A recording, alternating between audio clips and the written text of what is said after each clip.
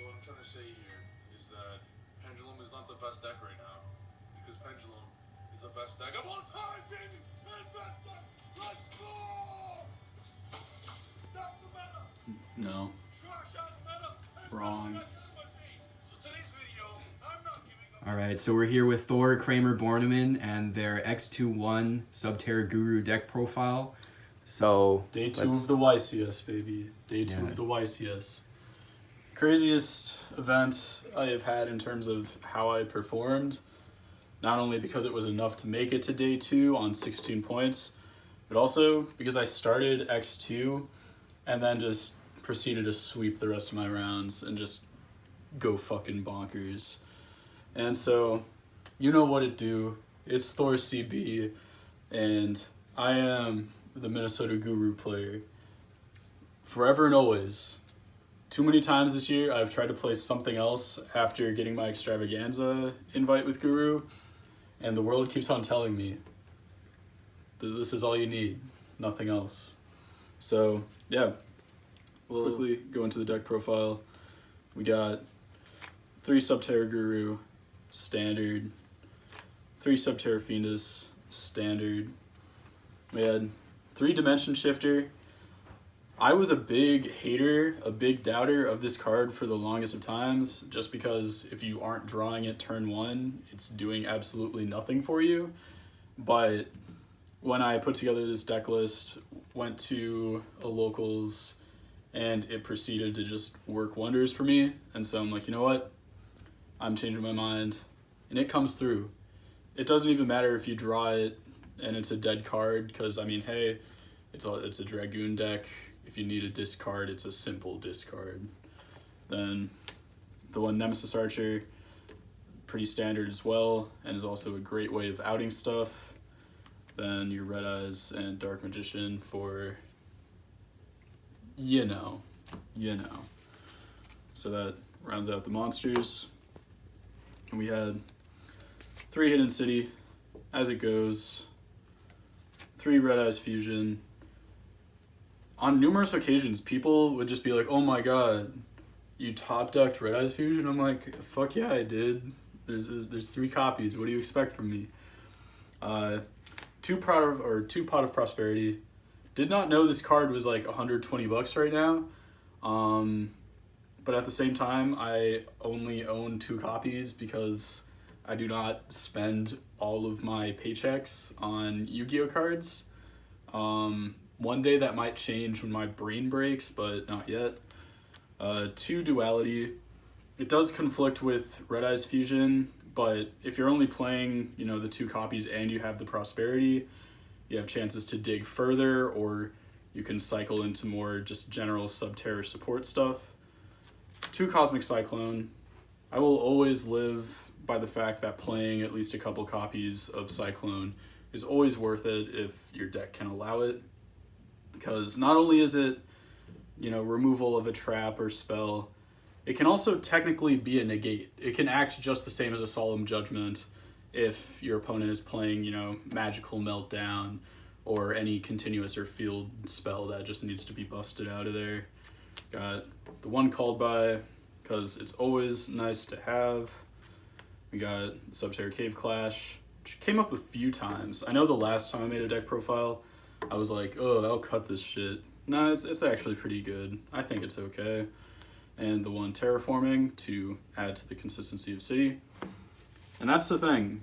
If you are seeing City, then you're really feeling it. Because, hey, it's a control deck, and I truly felt like I was in control for the most part. So, hey, we got 3 Summon Limit. Got the Italian, so it's the Limite di Evocazione, for the extra little bit of spice. So, got 3 Solemn Strike. Got 2 Ice Dragon's Prison. I know it conflicts with Dimension Shifter a little bit, but once again, kind of on the same thing as Duality. Like, sure, there are things that conflict, but normally you're not seeing the things that conflict. You're seeing one part or another part or another part, and you just play off of it. Got 2 Solemn Judgment. Maybe for this event, just off of how things went, I maybe would have swapped around one of the strikes for an extra judgment, but hey, I'm not complaining. Got 2, there can be only 1. And to round things off, the 2 final battles, which that card's great. And actually, in one of my matchups, people sometimes don't read how the monsters gain attack off of final battle. I was up against a Dragon Link matchup. I attacked into a monster with Guru and flipped final battle, and they attempted to flip Droplet to have Guru's attack, but final battle combines the original attack and defense.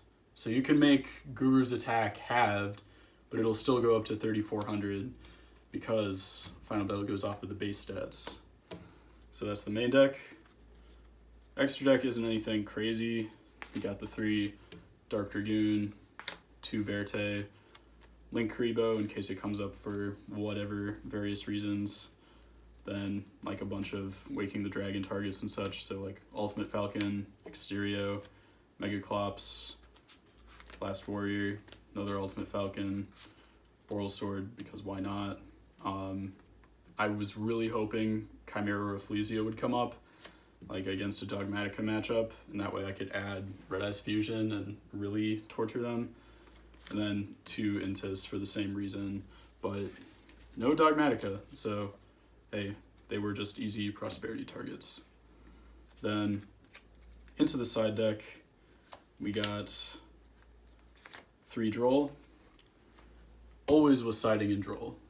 I mean, Droll is obviously extremely good at this format, but it was just a very easy swap. I would normally take out like summon limits if I was going second, and just throw in Drolls, and then that way I'm either drawing into Droll or I'm drawing into Dimension Shifter, and then I'm basically playing my first turn going second as if I was going first because my opponent could barely set up anything. 3 Nibiru, didn't really side it too much. The one time I did like confidently side it, I drew it as my 6th card going second, so that was dumb. 3 Waking the Dragon, didn't come up. Had a couple occasions where somebody would like throw a Twin Twisters down but not target it, and in those situations I could negate the Twin Twisters anyways, so it was like, dang it, but hey, easy to side in if necessary. 2 Gamma Seal in case something needed to be outed, like on an Ignister board or something. 2 Trap Trick to go along with Waking the Dragon, but then of course I can also reach into like Final Battle or Ice Dragons. Then Harpies and an extra Judgment. Swap things around a little bit. And then, yeah, going into matchups. I don't know your face ID. Let's go. Okay, that there works. Yeah. So, like I said, I went X2 at the very beginning. So I lost to Drytron. Game 3, I had all the negates up I possibly could have. And in most circumstances, that's the thing. It's like, okay, I have the negates for what I can be prepared for. I negate everything, and then he drops Twin Twisters, breaks down my summon limit, and then just pops off. And I'm like, well, I can't control that. Shit happens.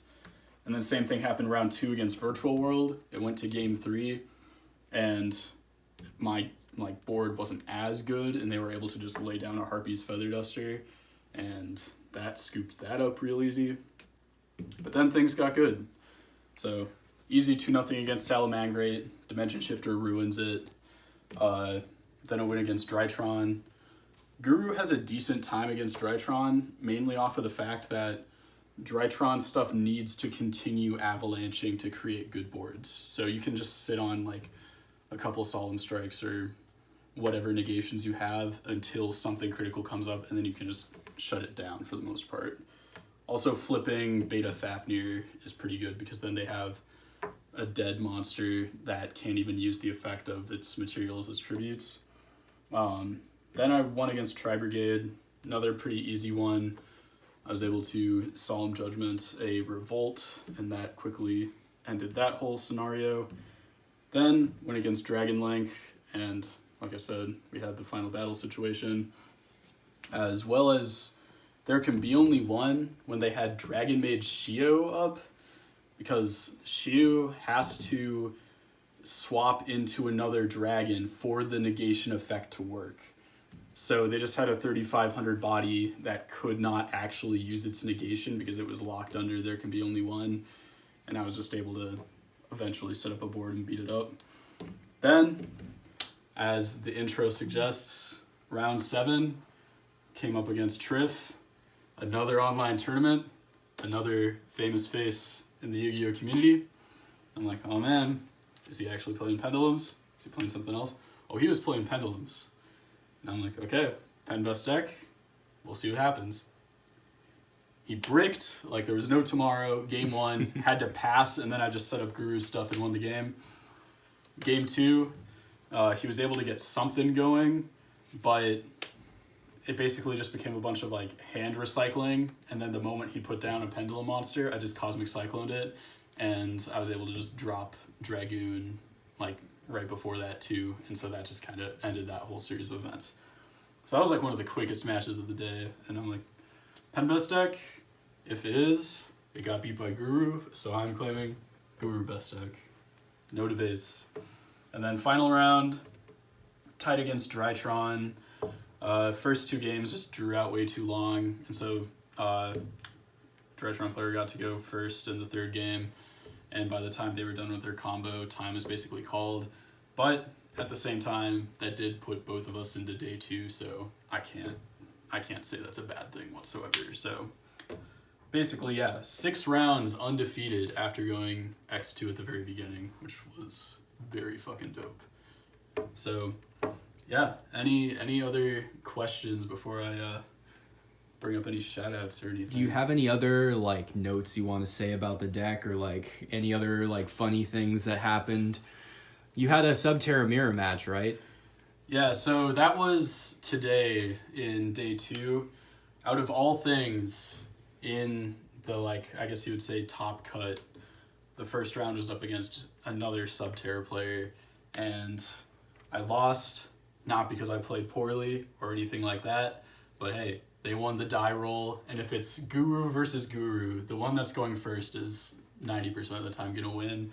But it became fun because Final Battle can target any SUBTERROR monster on the field, so it just became a battle of us flipping each other's Gurus and stuff face up and face down a bunch. And that guy's great. He didn't end up getting top 32 overall, but like still good SUBTERROR representation. I also saw that a bunch of other Minnesota people made it to day 2, so shout out to all the good Minnesota duelists. And I mean, segueing off of that, shout out to Tabletop. That's where I got my confirmation that I wanted to play this weekend.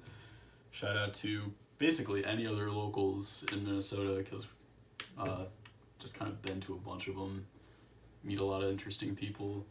Shout out to the SUBTERROR Facebook group.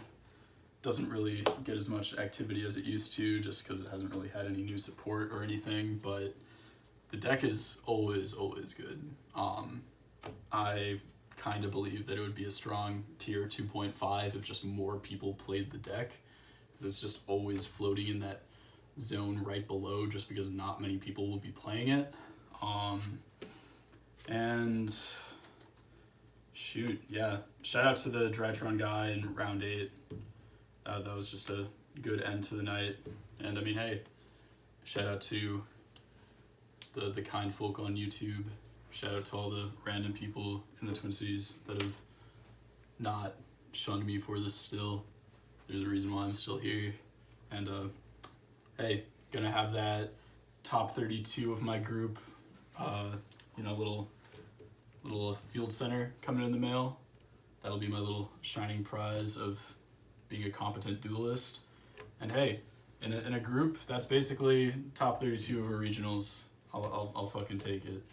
So yeah, it's been Thor CB, 27th place in Group H on 16 points with a fucking crazy run with SUBTERROR Guru. Guru best deck. Guru best deck. You know it.